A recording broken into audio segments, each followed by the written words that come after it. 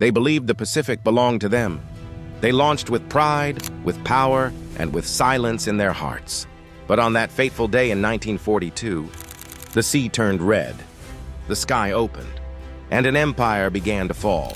This is not just a story of planes and ships. It's a story of men, of sacrifice, of fire, of ghosts drifting on salt water. If you love true war history, if you want to feel what it was like to fly, to fall, and to never return, then you've come to the right place. Subscribe now to Wings of Valor and honor the forgotten stories before time swallows them forever. Like, share, remember, because history isn't in books, it's in the blood and in the sea. The sea was calm in June 1942, deceptively calm, as if the Pacific itself were holding its breath. Aboard the grand carriers of the Imperial Japanese Navy, Akagi, Kaga, Soryu, and Hiryu, sailors moved with quiet precision, preparing for what was believed to be the final stroke of the sword. Admiral Isoroku Yamamoto, the architect of Pearl Harbor, had designed Operation MI with deadly elegance, lure the weakened American fleet into battle near Midway Atoll, then annihilate it in a single decisive blow. Confidence radiated from the decks to the command rooms. They had crushed everything in their path so far: Singapore, the Philippines, the Dutch East Indies. Now Midway would fall, and perhaps with it, American resolve. Pilots knelt quietly before their aircraft, tying headbands and whispering. Silent prayers, some clenching. Photos of wives and children, others still too young to understand the cost of glory. On the flight decks, the rising sun glinted off polished fuselages and silver.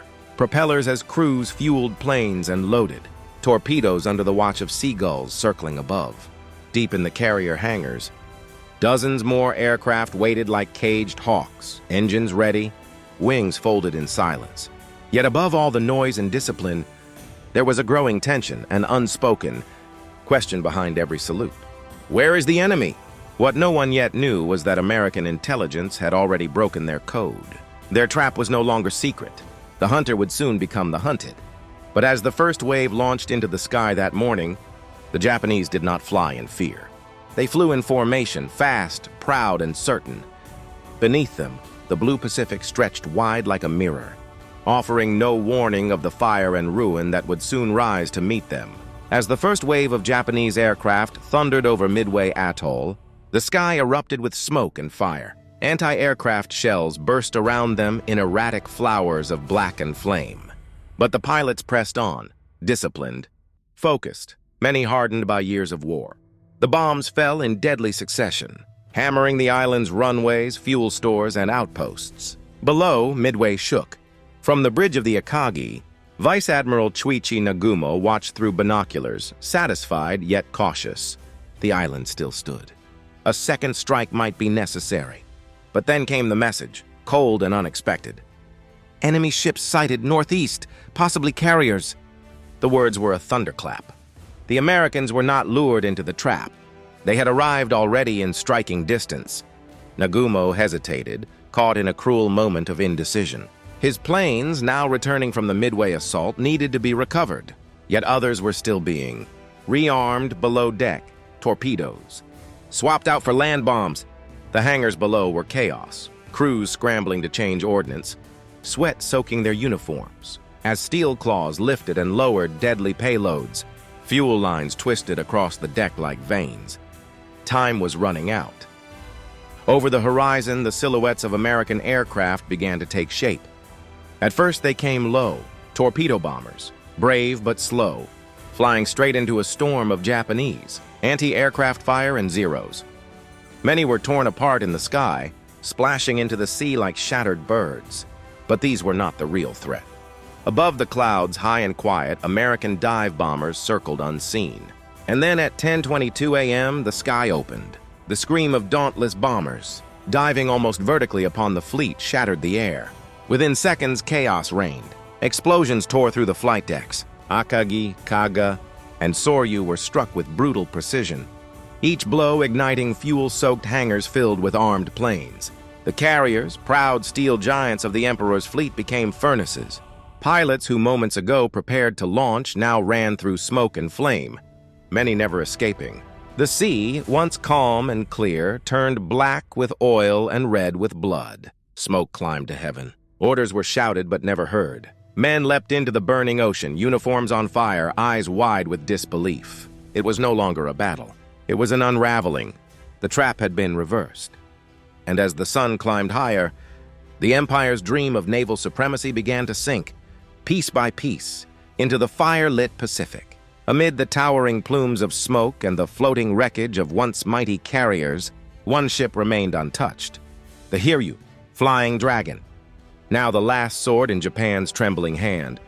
Her deck crews worked in silence, the weight of loss etched into every movement.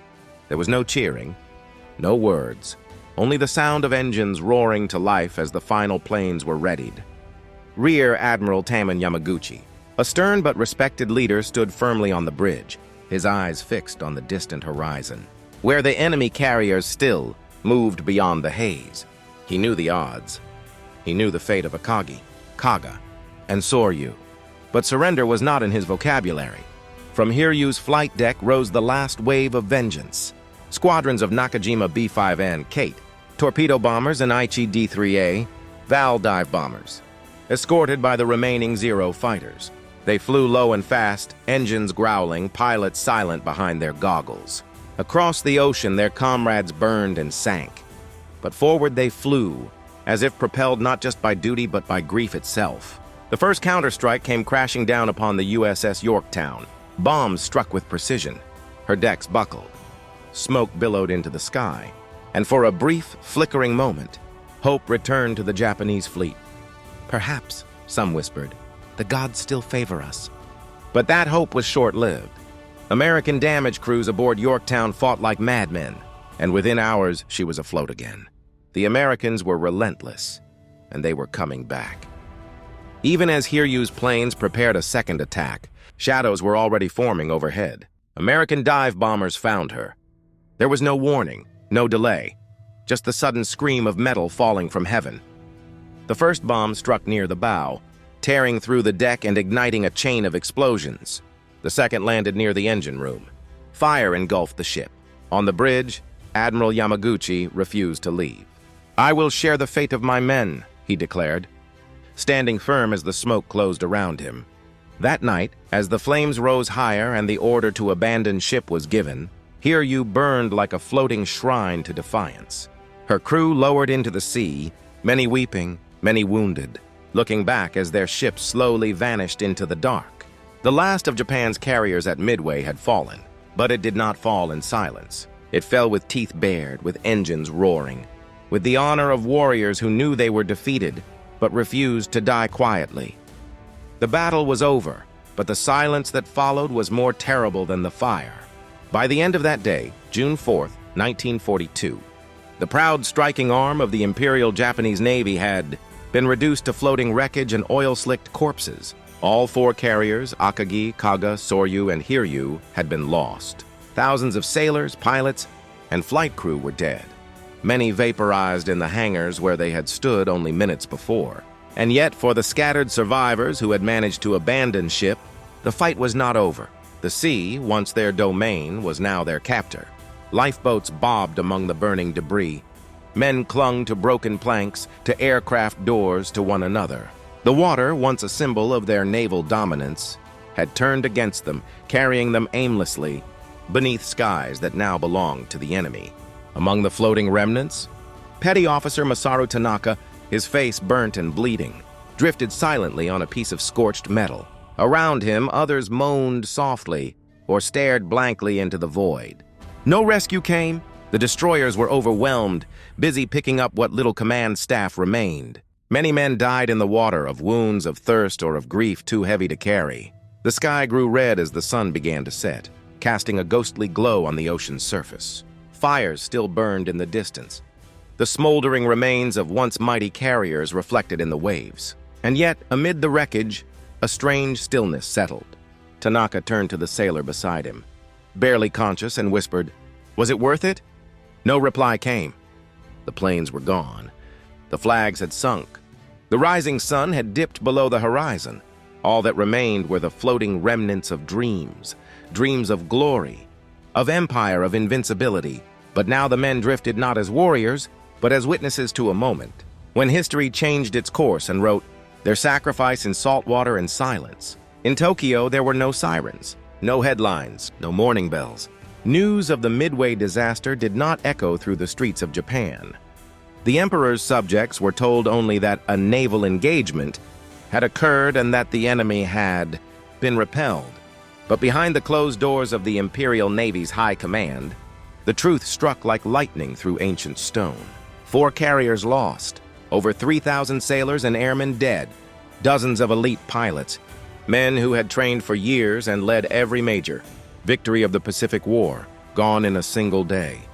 Admiral Yamamoto, the brilliant strategist who had once orchestrated the surprise at Pearl Harbor, received the report in grim silence. The dream of breaking America's back with one swift blow was over. From that moment on, the war would no longer be Japan's to control, it would be Japan's to survive. For the pilots who returned, there were no parades, no medals, only the burden of memory. Some were reassigned, others grounded. Many never spoke of Midway again.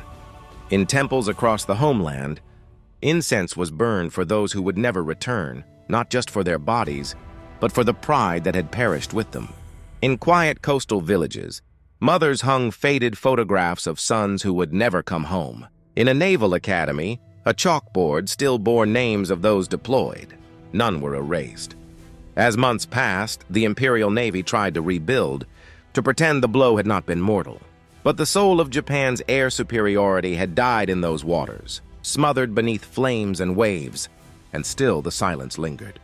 It lingered in the mess halls, on the decks of newly built carriers, in the eyes of pilots who knew that their empire had passed from rise to retreat. Midway was not just a battle lost. It was a moment when an empire collided with fate and cracked. The ocean remembered. The sky remembered. And for those who had fought there, no victory could ever erase the sound of steel shattering, wings burning, and names whispered into the sea. Subscribe for more Wings of Valor.